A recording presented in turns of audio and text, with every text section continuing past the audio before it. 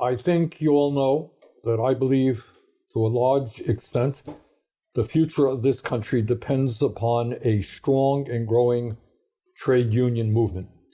And in that regard, I am really delighted to have with us today the leader of the president of the United Automobile Workers of America, Shawn Fain, who in the last year has played an extraordinary role, not only in fighting for his own members, and we're going to discuss some of the victories in a minute, but also, I think, showing the American people in general what trade unionism is about and how unions can fight to improve life for all Americans. Shawn, welcome to the podcast. Hey, thanks for having me, Bernie. It's great to be here. All right, let's start off. Rumor has it you were born in Indiana. Yeah, Kokomo, Indiana is right in the center of the state, just a working class community, about 50,000 people. And really at that time when I was younger, it was a GM town, a very similar story to a lot of areas in this country. But there was, literally 9 or 10 GM plants in that community and a lot of industry. But GM was the So it was a manufacturing center most people worked in.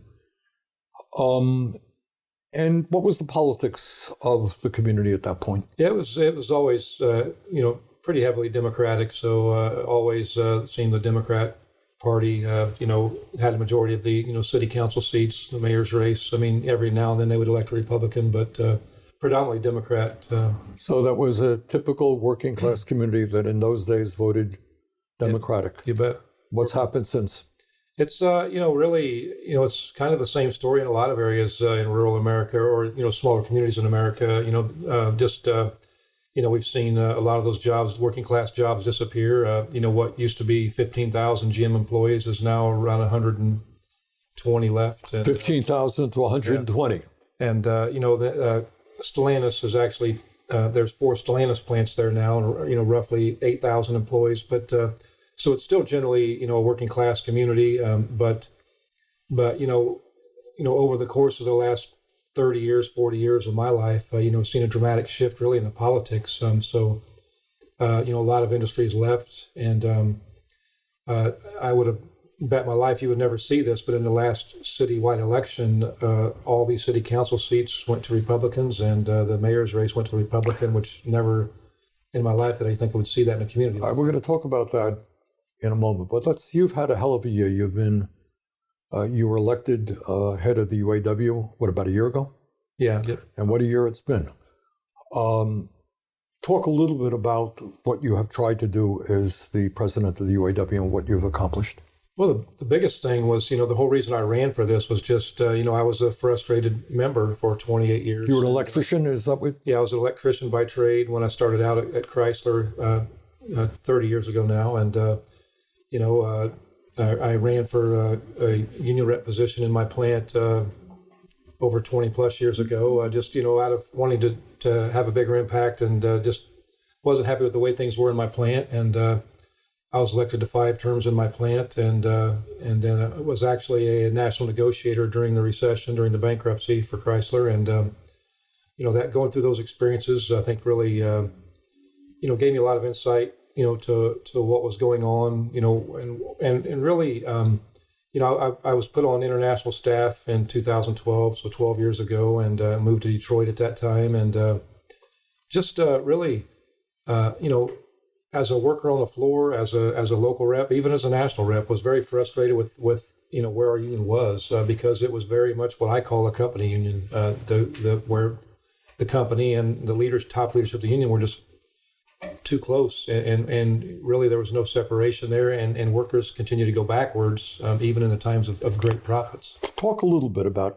you came onto the national scene because of your negotiating with the big 3 auto companies, and you won an amazing victory for your workers, not you, but the whole union together, standing together.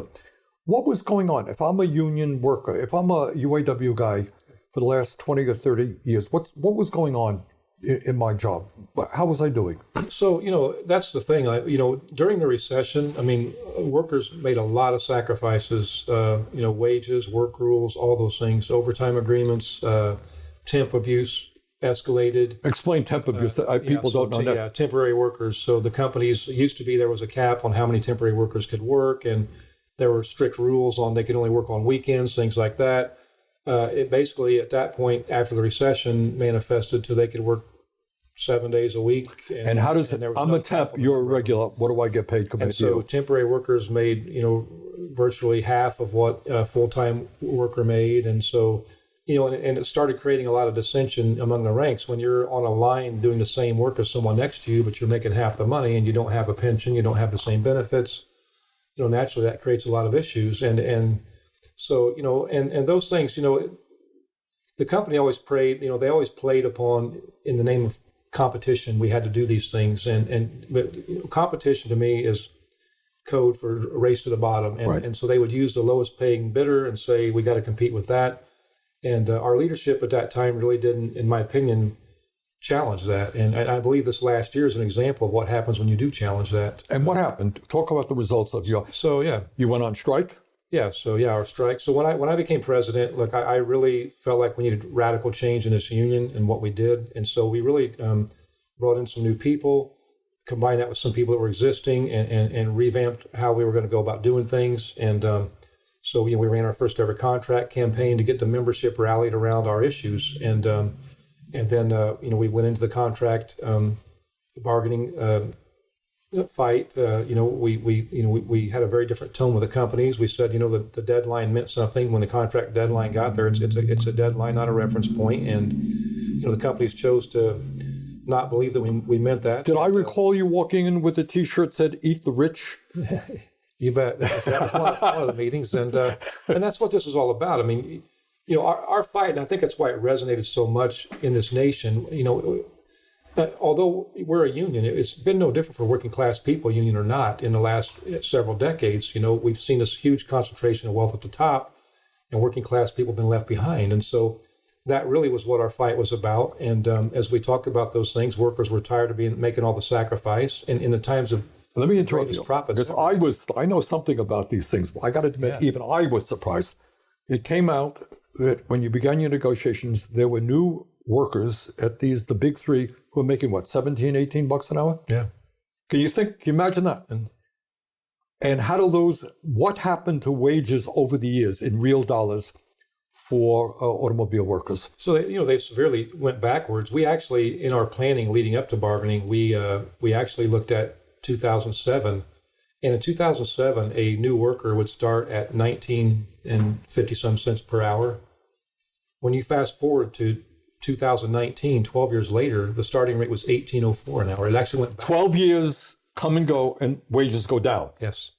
And no doubt, let me guess, the CEO said, "You're hurting. We're going to cut our wages and salaries and benefits," right? Is that what they did as an example? No, I think their wages went up, by the multitudes, hundreds of percent in some cases. And, in the 4 years leading up to the contract, CEO pay at the big three alone had escalated over 40%. What, the woman who's running GM made $29 million or something? Yes. Is that right? Roughly right? Yep. Okay. But your success has not only been at the big three. You took a fight. You did something. These guys did something really heroic and of national significance. They went to the South.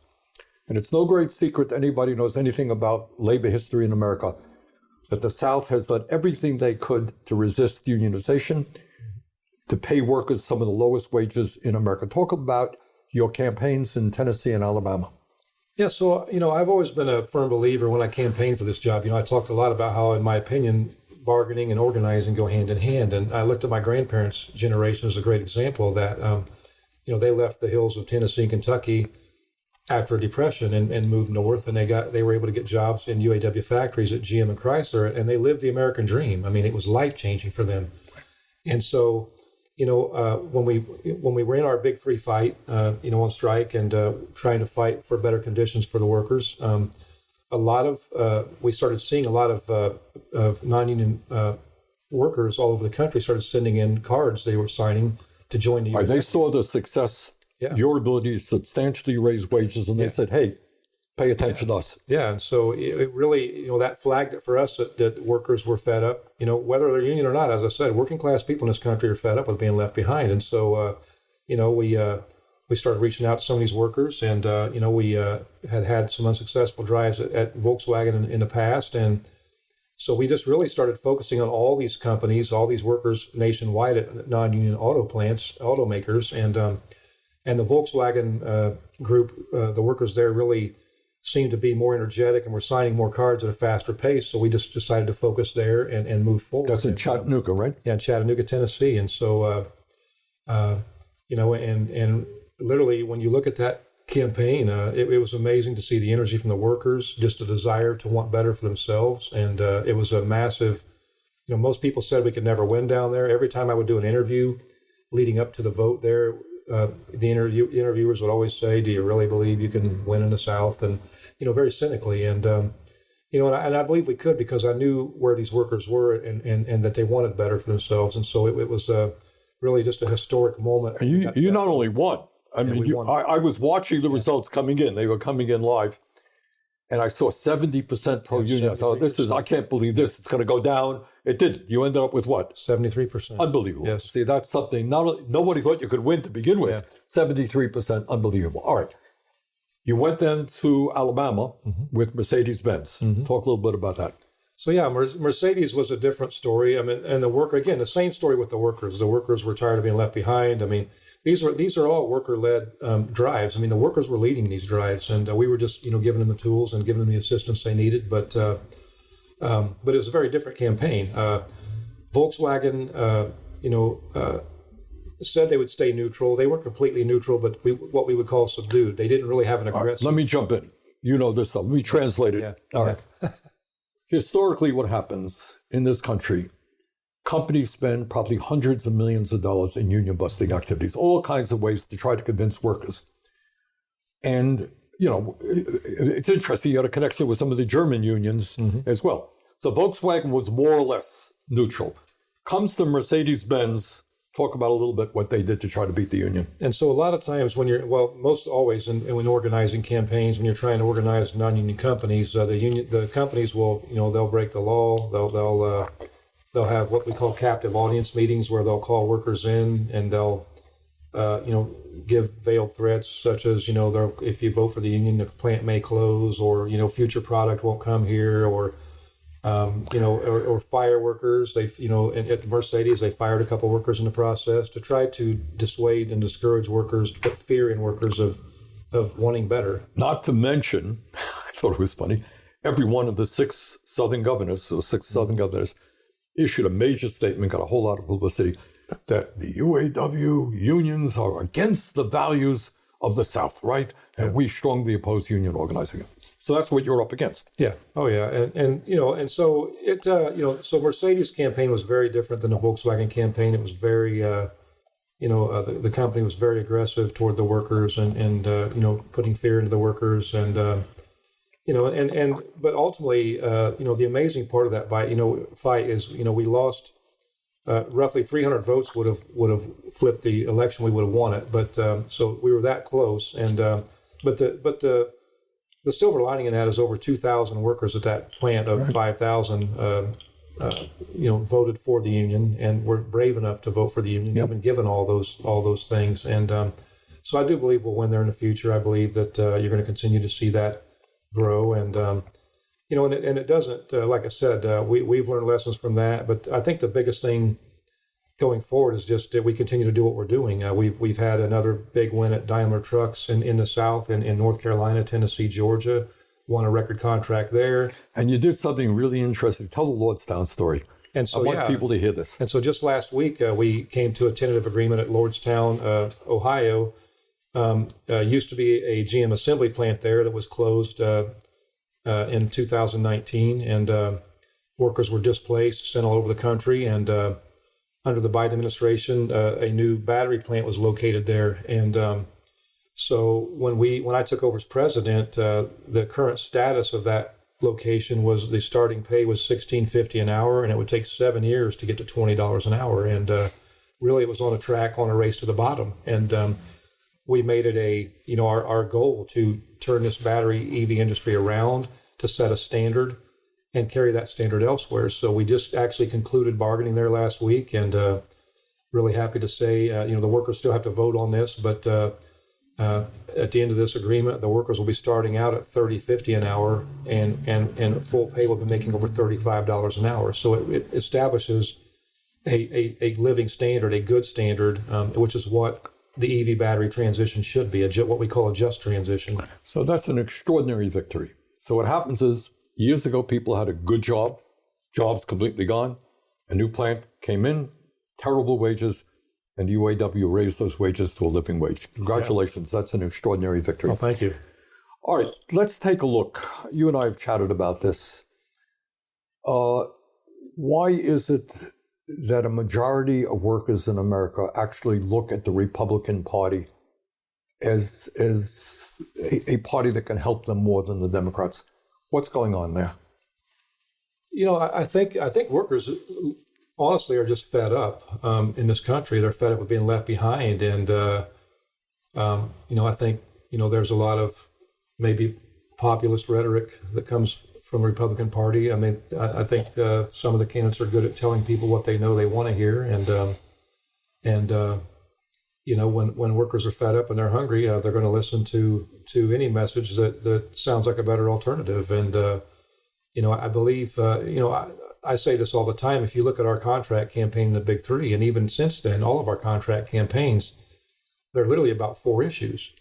And to me, whether you're union or not, those are the 4 issues that matter to working class people, because that's where they went backwards. It's living wages, it's adequate health care, it's retirement security, and it's getting our lives back, getting some of our time back. Workers are working 7 days a week, they're working multiple jobs, and they're scraping to get by. And that's not how this should be in the greatest, what we call the beacon of the world. And we can do better. And the wealthiest country in the history of the world. You bet.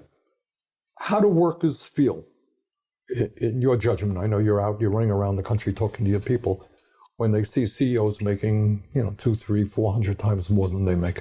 Oh no, it enrages people, and the prime example is looking at in our Big Three fight as we were bargaining and winning a record contract. You heard the company rhetoric saying, "Oh, it's going to make us raise the price of vehicles. It's going to, we're not going to be able. We're going to have to close plants or lay people off." None of those things are true. The irony is, you look at what happened. We bargained a record contract at GM. Within 2 weeks of that contract being ratified, GM paid out $10 billion in shareholder dividends, and actually just today they announced they're paying out another $6 billion, $16 billion in shareholder dividends and stock buybacks in less than a year. And they were telling you that they just didn't have enough money to raise worker salaries. And CEO pay. You look at Carlos Tavares at Stellantis. His pay last year went up over 56%. He went from, I know he was struggling to get by at $23.5 million a year. Hey, 23 million. So now he's at 39.5. So hopefully he'll be able to make it and make ends meet, with that money. But, when working class people are in there scraping to get by, obviously, there's a huge problem. All right. What Shawn and the UAW, in my view, have done, and Shawn just said this, is they hit a nerve. And that is that, and I want to say this because very few people mention this fact. Over the last 50 years, 50 years, real inflation accounted for wages are actually lower today for the average American worker compared to where they were. And you're talking about, you and I have talked about pensions in the past as being your grandparents, your parents who worked in an automobile plant, they had a defined benefit pension. They knew what they were going to get, right? Yep. And what's happened to pensions over the... Yeah, so, again, another attack on working class people is, pensions have went by the wayside. I believe less than 13% of this nation have a defined pension benefit at retirement. And, it's been replaced by 401k plans and, which relies predominantly on the stock market. And, it's kind of like, going to the casino with right. Your retirement. So it's obviously not a secure, it's not a guarantee. It's funny. We had a hearing, and one of your members was there, whose name slips me, a very nice young woman, who was comparing her fears about retirement with her parents and grandparents, who had better retirement plans than she has.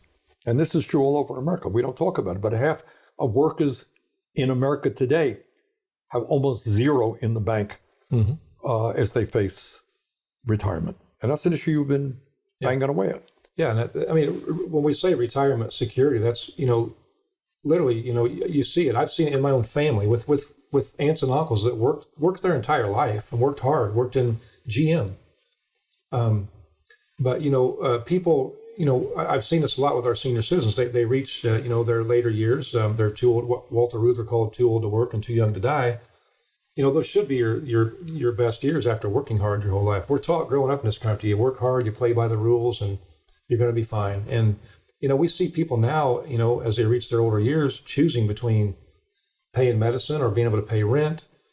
People that have an unfortunate incident, whether it be Alzheimer's or something like that end up having to go to assisted living, and they literally have to sell off everything they own to pay $8,000 to $12,000 a month, to live in basically what you would call almost a prison cell, a 10 by 10 room with a twin bed, and that's not what we should be. We're better than that as a nation, and we have to be better than that. And that to me is what, when we talk about retirement security, it's all those things. You shouldn't have to choose between being able to afford your medicine or afford, food or shelter. And well, this is an issue I think that resonates all over the country. Now, you raised during your contract negotiations with the big three an issue that people thought you were a little bit crazy to raise because they thought it came out of nowhere, but it didn't. And you fought for a 32-hour work week. Yeah. Why did you do that? I was actually, when I would go up to our educational center in northern Michigan, I would spend time in the library there reading old, what we call Solidarity magazine, which is our publication for years. And I was reading in the 30s and 40s. Our leaders back in UAW in those times were talking about, back then, a 32-hour work week, a 30-hour work week, a 35-hour work week. And somehow that stopped along the way. It just got lost after probably the 50s. And, we end up migrating to work schedules where people are working 7 days a week. They're working, different shifts, crossing shifts, and say a word on that. All right. I got to say that the last year, I didn't know this. And I think many viewers don't know this. The kind of insane hours and schedules that workers, not only in the automobile industry, but all over this country at work. Give a few examples of some of the schedules that auto workers have to deal with. So in an effort to, again, for the companies to maximize profits for the shareholders and the CEOs at the expense of the workers, they run with the minimum manpower possible. And what they end up doing is increasing the hours they work. So some workers will work 7 days a week, 12 hours a day. All right, say it again. This is America, right? Yeah. The year 2024. Yeah. You know of workers? 7 days a week, 12 hours a day. How do you live doing that? What happens to you? You don't, when you're working those kind of hours, everything else is sacrificed. Time at home with your family. Right. Your mental health. Who the hell could? Even if you don't have a family, just time pursuing things that you want to do, just hobbies. Pretty much when you work that kind of schedule, you work all day, you maybe throw some food in when you get home and you go to bed. And it's not a life. And I believe COVID really, on top of looking at those issues, I believe, the mental health issues are huge because when people are working those kind of hours and they're still struggling to get by, mentally it affects people. But then on top of that, I think the COVID pandemic really made people in this nation reflect, and not just this nation, this world. Yeah. I think it made them reflect on what's important in life. And what's important in life is not working 7 days a week, 12 hours a day, or working 2 or 3 jobs to scrape to get by. People want a life and they want their time back. And so I really believe that it's a major issue. And I believe, in this technological revolution we're in nowadays, technology, we should be the master of technology. It should not be mastering us. You got it. With these technology advances, workers should have to work less for the same or better wages and get some quality of life back. But unfortunately, the corporate world's taken those advances and eliminating people and then making those who are left work longer hours and harder, and people are still... See, I've been saying the same thing, but he said it better than I did. And that's the simple reality. Shawn, let me change subjects a little bit here. People thought you were a little bit crazy to be introducing into your contract negotiations with the big three the idea of a 32-hour work week. Where did that come from? Why'd you do that? So we have a training center in northern Michigan that I spend a lot of time at, when we have conferences going on. And, those times I would go up there. We have a library there, and I would read old Solidarity magazines, which was our publication we would put out to the members monthly. And I would read magazines back in the 30s and 40s, and it was really interesting. A topic kept coming up from our leadership, and it was talking about a 32-hour work week, a 35-hour work week, a 30-hour work week. And so it was interesting. As I kept going through those, I noticed, later on that topic just kind of disappeared. But I was amazed that our leaders back then were talking about, less working hours. And so, I just have always questioned that, saying, what happened? Because instead of pushing for working less hours, now we're working 7 days a week, 12 hours a day, a lot longer hours. And so, I felt it was imperative we start talking about that again and push for that, because, it's about quality of life issues. Right. I'll tell you something. I'm really glad that you raised that issue during the negotiations. I think it got a lot of people thinking about it. And it's an enormously important issue. And here's the reason why. Human beings create this technology. It should benefit all of us, not just the owners of the technology.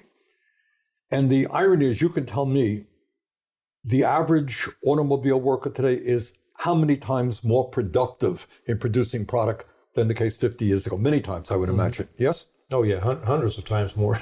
All right, so they're producing far, far more, and yet until very recently, they were actually earning lower real dollars than inflation accounted for dollars. Yeah. So the question is, who benefits from the technology? And I think your radical, revolutionary idea was that ordinary people should benefit, not just the CEOs. Yeah, and the crazy thing is, it's amazing that they paint this as some radical idea. Right. This was, as I say, this was being talked about in the 1930s and 1940s. Earlier than that. And earlier. And the interesting part is, the saying that we should master technology, not let it master us. And with all these advances in technology, we should be utilizing that so workers can work less hours and have more time to spend with family, to go to ball games, to or to pursue, if don't have a family, to pursue interests that they have outside of work. Right. Because the way it is now, working class people's lives revolve around work first, and everything else comes second. And that's not how we are designed as human beings. And so I truly believe, the COVID pandemic, if it taught us anything, it was that workers, the fast food industry, for example, there was a great lesson there. They stayed home. They said, you know what, I'm not going to work for $10 or $12 an hour, risking my life. And what happened? They started raising the pay to $20, $25 an hour. So to me, there was a great lesson in that, of the power that we have as a working class. And, so this whole issue to me is about taking our lives back and getting our time back. Absolutely. Right now, everybody knows we're in the midst of another technological revolution with AI and increased robotics. And workers all over this country are frightened that the job they have today is not going to be there. And it's not just blue-collar workers, it's white-collar workers. Everybody's frightened. Human beings developed this technology. It has the potential to radically improve the quality of life. Mm-hmm. You know what it would mean to people if they could work 32 hours a week, they have more time with their kids, as you indicated, more time for leisure, recreation, whatever it may be.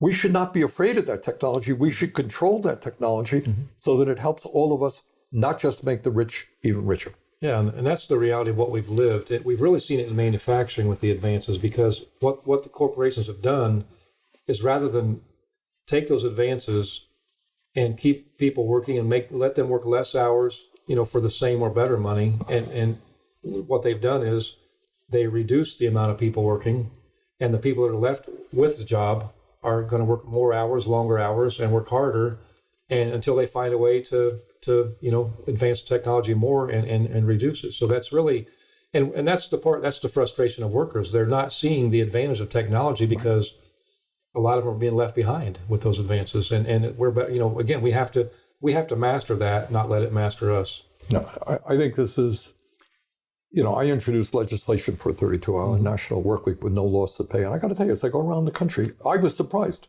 People come up to me and they say they really support that concept. As you indicate, they're overwhelmed, they're stressed out. There's a mental health crisis going on in this country. People are worried about their kids. People need more time to live their lives and not just work and work and work. And if you're a white-collar worker, you have your cell phone with you 24 hours a day. You work on Saturdays, you work on Sundays, you're under a lot of pressure. Blue collar work is worse.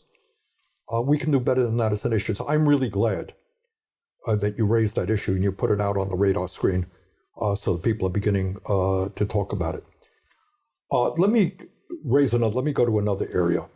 As everybody knows, we have a campaign going on of enormous consequence to the future of this country. And I know that for a variety of reasons, people are less than enthusiastic about the Biden campaign. I'm supporting the president. Shawn is supporting the president. Shawn, when you go around the country, what's your argument as to why people should be voting for Joe Biden and not Donald Trump? For us, it really came down to this. Just like in our contract fight in the Big Three and our other campaigns since, we look at facts, we utilize facts, and to really paint the picture. We talked about in our Big Three fight how the Big Three had made $250 billion in the last decade while wages went backwards. And so when we went to look at the presidential election, we really did the same thing. We basically, rather than looking at party politics or taking an opinion from me or someone else, we put the facts in front of us. And it was really interesting when we did this. We did a side-by-side of Trump and President Biden in their own words and their own actions. And it told a real telling story for us because, when we looked at that, you go clear back to the recession in 2008, 2009, Trump at that time was blaming the unions and blaming the workers for their contracts as the reason that the companies were in trouble. And that's a complete fallacy. At that time, Vice President Biden with President Obama, they worked on a path forward. They bet on the American worker. I like to say that the Obama administration and President Biden bet on the American worker. Donald Trump blamed the American worker. You go to the 2015 when Trump was running for president, he actually talked about in the Midwest doing a rotation of our good paying jobs to another area of the country where they pay less money, and in turn would have these workers up north begging for their jobs back at any rate, at any wage. In essence, driving a race to the bottom. And so you look at that, this is the most telling part to me. In 2019, Lordstown Assembly Plant in Ohio was closing. Donald Trump was president. He did nothing and said nothing to help change that situation. And also in 2019, General Motors workers went on strike for 40 days. Again, as president, he did nothing and said nothing to support those workers. You fast forward to 2023, we had the same situation of a dying community in Belvedere, Illinois. President Biden's administration got involved with us, worked with us to help find a path forward, to put product there, and not just get product to that plant, but also build a battery plant there, saving a community. Also, in 2023, during our stand-up strike, for the first time in our history, in our nation's history, a sitting U.S. President, Joe Biden, joined us on the picket line. All right, that's no small thing. So whatever you want to say about Biden, and I have criticisms of him, I know Shawn does, for the first time in American history, a president of the United States walked on a picket line in the middle of a very, very contentious strike. He showed the world which side he was on. That had an impact. And so, even outside of that, we talk about retirement security. President Biden has pledged over and over that he will not stand for cuts to Social Security or Medicare, whereas when Trump was president, every year of his presidency, he pushed for cuts to Medicare and Social Security. You look at the tax break under Trump, that 80% of the benefit went to the top 1%. When we compare all those things side by side, it told a very telling story. And that's not my words. That's not party politics. That's these two gentlemen in their own words and their own actions.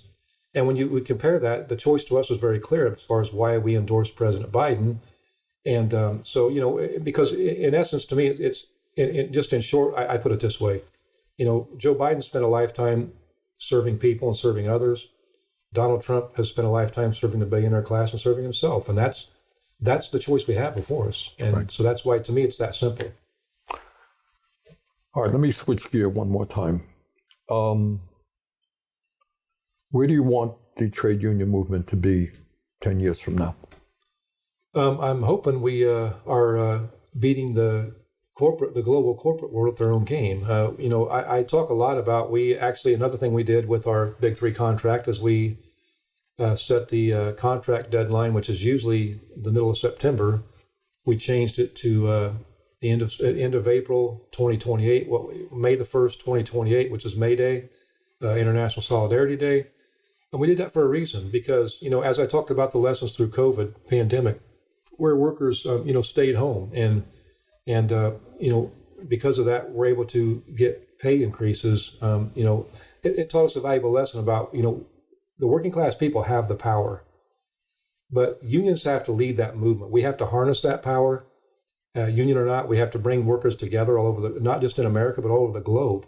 Sure. And so we're pushing, my vision, for years from now, May Day 2028, actually less than a decade, but, we want to see working class people all over this globe come together. The only way we're going to beat the corporate global fight is by standing together globally and fighting for better standards for everyone and standard wages for everyone, so we lift everyone up everywhere. So, that's a long-term picture, I know. And to a lot of people, that seems like a pipe dream. I don't believe it is. The one thing we learned in our Big Three fight, 75% of Americans supported us in that fight. And there's a reason why they supported us, because the issues we were talking about, whether you're union or not, we're all living the same reality as working class people. And it's not just in America, globally, all over the globe, people reaching out to us in that fight because they're all feeling the same thing. So I believe, we harness that power. And I believe that, that's the beginning of us taking our lives back as a working class globally. Well, somebody who grew up in the working class, I just want to thank you very much. And what Shawn is saying is, it's not just an American issue. It is a global issue. Never before in our country's history and in the world's history, this is not rhetoric, this is fact, have so few people owned so much and had so much political power.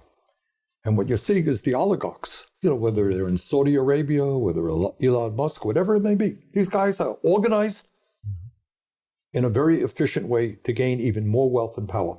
It is not good enough for them that the top 1% now owns more wealth than the bottom 95% of the entire world. It's not good enough for them that 3 people in America own more wealth than the bottom half of American society. Believe it or not, they want even more greed. And what Shawn is talking about is a very different paradigm. And it's how do you create an economy that works for all of us? Healthcare is a human right. Education is a human right. Imagine using technology to improve life for working people, not just to make billionaires even richer. That's the struggle we're in. And I said at the beginning of this podcast is it's going to be the trade union movement that leads us in that direction. Because at the end of the day, you think you're going to get anywhere standing up to your boss all by yourself. Oh, yes, no doubt they'll want to hear your concerns, really. All right? It's going to have to be people coming together by the millions. The unions are the vehicle to do that, bringing the unions together. Bottom line is having the majority of the people run this country rather than the few. On that note, Shawn Fain, congratulations for everything you've done, and best of luck to you in the future. No, thank you. Yes. All right. Thank you all very much. Take care.